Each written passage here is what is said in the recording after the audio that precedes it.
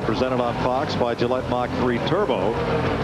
And the parity page has taken a tilt. 4 Dodges in the top 5. In the second 5, 3 Chevys and 2 Fords. As Ryan Newman and Jeremy Mayfield continue to lead this field. And the biggest surprise of the day, right in front of our leader, Bobby Labonte, 6-time Atlanta winner, 2 laps down and about to go 3. Who'd have thought that that car would be that far off here? You could have got my money. But I'm going to tell you something, guys. You know, the Dodges have done something over the winter. I don't know what they changed. I mean, we do know that they've got a different tail, and I don't know what they did under the hood, but they have stepped their program up big time. I even saw it yesterday in the truck race. Bobby Hamilton yesterday, he could pass at will. He had a fast hot rod, and it looked like most of it was under the hood. Of course, Bobby's a great driver as well. Let me double check that. Labonte is 1 lap down, about to go 2 laps down. There's a Dodge that just keeps getting better and better all day long. And that 19 car, Jeremy Mayfield, once again, I think a big tribute to Kenny Francis and that pit crew. But it's like the racetrack just continues to come to this car as well. Just keep getting better. Looks pretty comfortable in there. He's not he's looking around a little bit, and he's not holding. When you're not gripping the steering wheel, he's just kind of got his hands laying there. That means that car is driving pretty darn good.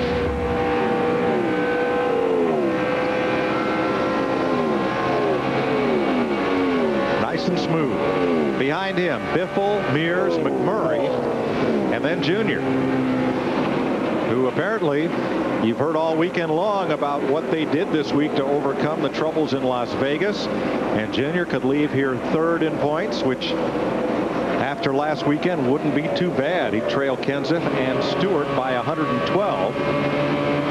That's not bad considering what's happened over the last 10 days. And you got to remember something, folks. We got basically a 26 race season.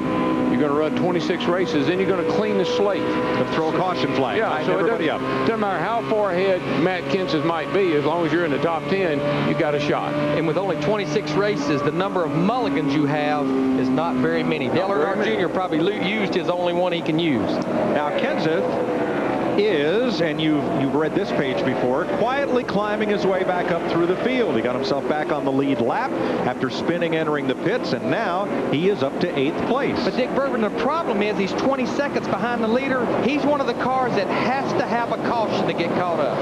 Yeah, but not to worry about Matt Kenseth. That Ford is hot and it's been fast all day. And hear this, Henry Ford ran 1 race in his entire life. It happened in 1901, and Henry won the race. $1,000 went to him, but more importantly, the intention of investors who sent money his way. Between the prize money and the investors, he got enough money from winning that race to start the Ford Motor Company. For over 100 years, Ford's been racing ever since. And Ford's had a great 2004, winning the pole for the Daytona 500 and 2 of the first 3 races. If you haven't looked at a Ford lately, look again. They've looked at the back of that Ford a lot this year. They've seen the word Lexan a number of laps, especially at Rockingham last week at Las Vegas. Yeah, and of course, we still got a good ways to go here. Another green flag stop, so this thing is far from over. Meanwhile, Casey Kane has picked up 1 spot, moving past Dale Jarrett on this lap. Mike, this happened to him last week, if you recall.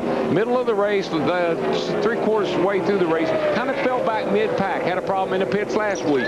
Kind of fell back mid-pack. But when the caution came and they were able to get him back up front, he was right there trying to win the race. You spent some time with him this weekend. What kind of sense do you get of Casey Kane?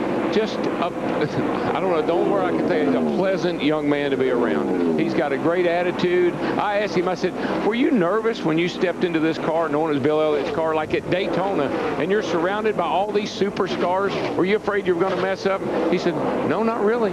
He said, I felt very comfortable. Once I get in the car, I feel like that's where I belong. And Mike, I've been watching his lap times. He's as quick as any car out there. He's about 2 or 3 tenths quicker than Ryan Newman. Once again, the problem, a lot like Matt Kenseth, he's 23 seconds behind the leader. He needs that caution like he got last week at Las Vegas. Now, here's a funny story. I asked him, I said, now you're coming off of turn 4 at Rockingham there. You're racing the champ for the win. I said, you ever think about nerfing him? And he said, oh, no, I wouldn't do that. Casey Mears is sitting down at the table a little ways. Casey said, I would have. All right, the last two cars on the lead lap as Ryan Newman has now gotten past Bobby Labonte to put Labonte now 2 laps down. Last two cars on the lead lap, 13th and 14th. Kurt Busch, the 97, and Jeff Gordon in the 24. And I think this is part of our comers and our goers, because these two cars, Kurt Busch in the 97, Jeff Gordon in the 24, they looked like they had cars that could contend for the win early in the race. Yeah, there's a couple of Tony Stewart and Jeff Gordon, both have just kind of found their way back through the field.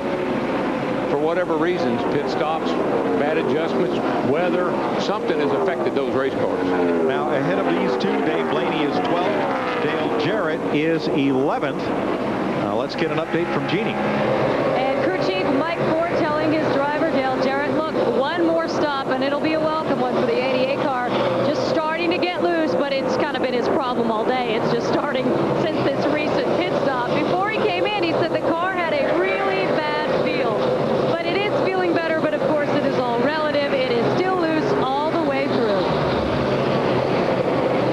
Thanks, Jeannie. Kurt Busch, kind of like his teammate Greg Biffle, has found his way to the edge of the racetrack, exiting 4.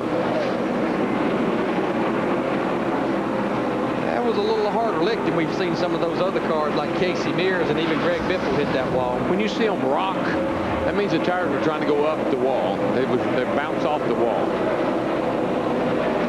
Casey Mears, Jamie McMurray, 2 Dodges fighting for 4th.